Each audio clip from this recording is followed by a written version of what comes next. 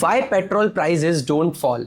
Petrol 100 रुपए का नहीं है। शौक लगा? क्योंकि जब आप 100 रुपए का पेट्रोल भरवाते हो तो आप सिर्फ फ्यूल के लिए पे नहीं कर रहे होते, आप पे कर रहे होते हो टैक्सेस के लिए, डॉलर्स के लिए, ग्लोबल पॉलिटिक्स के लिए, शिपिंग के लिए, और तब जाके बात आती है कि आप पे करते हो पेट्रोल के लिए। आपको पता है जब भी क्रूड ऑयल सस्ता होता है, पेट्रोल उतना सस्ता क्यों नहीं होता? आज इसी सवाल का जवाब हम इस वीडियो के अंदर समझने वाले हैं। एंड ट्रस्ट मी, अगर आपने ये वीडियो एंड तक देखा ना तो आपको ये समझ आ जाएगा कि पेट्रोल की प्राइस सिर्फ पेट्रोल की स्टोरी नहीं, पूरी इकोनॉमी की स्टोरी है। हेलो एवरीवन, मैं हूं सुमित सेंगर, आपका वेल्थ एडवोकेट। तो चलिए वीडियो को शुरू करते हैं। हम सब पेट्रोल भरवाते हैं, प्राइस देखते हैं और ऑलमोस्ट हर बार एक ही लाइन बोलते हैं, यार ये पेट्रोल इतना महंगा क्यों है? लेकिन शायद हम गलत सवाल पूछ रहे होते हैं। सवाल ये नहीं होना चाहिए कि पेट्रोल महंगा क्यों है, सवाल ये होना चाहिए कि 1 लीटर पेट्रोल की प्राइस बनती कैसे है।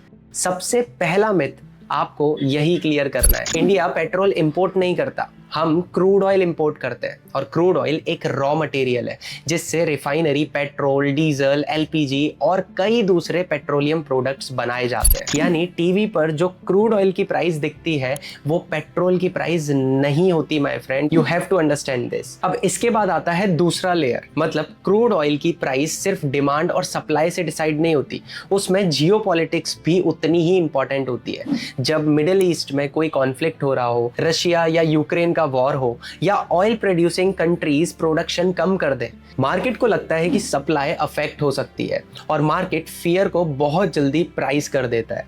इसीलिए दुनिया के किसी और कोने में लिया गया डिसीजन कभी कभी आपके पेट्रोल पंप तक भी पहुंच जाता है। अब इंडिया की बात करते हैं। इंडिया अपनी क्रूड ऑयल रिक्वायरमेंट का लगभग 85% से ज्यादा बाहर के कंट्रीज से इंपोर्ट करता है और पेमेंट होती है यूएस डॉलर में।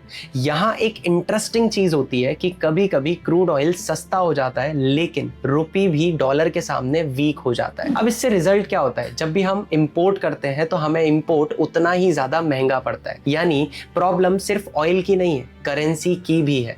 लेकिन असली ट्विस्ट अभी भी बाकी है। अगर क्रूड ऑयल ही सब कुछ नहीं है तो 100 रुपए का पेट्रोल बनता कैसे है? सबसे बड़ा सवाल यही है। उसमें क्रूड ऑयल की कॉस्ट है, रिफाइनिंग की कॉस्ट है, ट्रांसपोर्टेशन की कॉस्ट है, स्टोरेज की कॉस्ट है, डीलर कमीशन है, और उसके बाद आता है सबसे इंपॉर्टेंट चीज, दैट इज टैक्सेशन।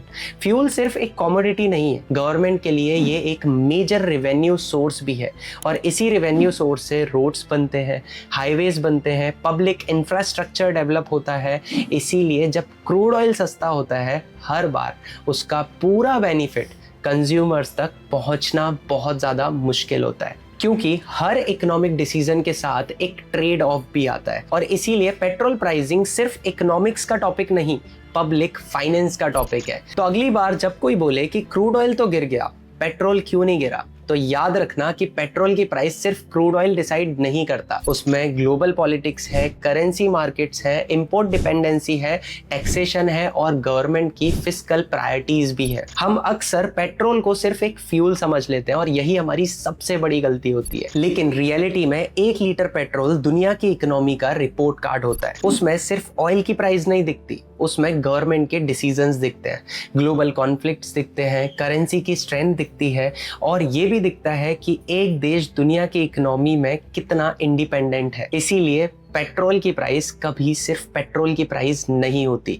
वो बताती है कि दुनिया किस डायरेक्शन में चल रही है और हम उस सफर में किस जगह खड़े। तो मुझे कमेंट करके बताओ कि अगर आप फाइनेंस मिनिस्टर होते तो पेट्रोल पर टैक्स कम करते या डेवलपमेंट के लिए पैसा रखते, और क्यों? मैं हूं सुमित सेंगर, मिलता हूं आपसे अगली वीडियो में।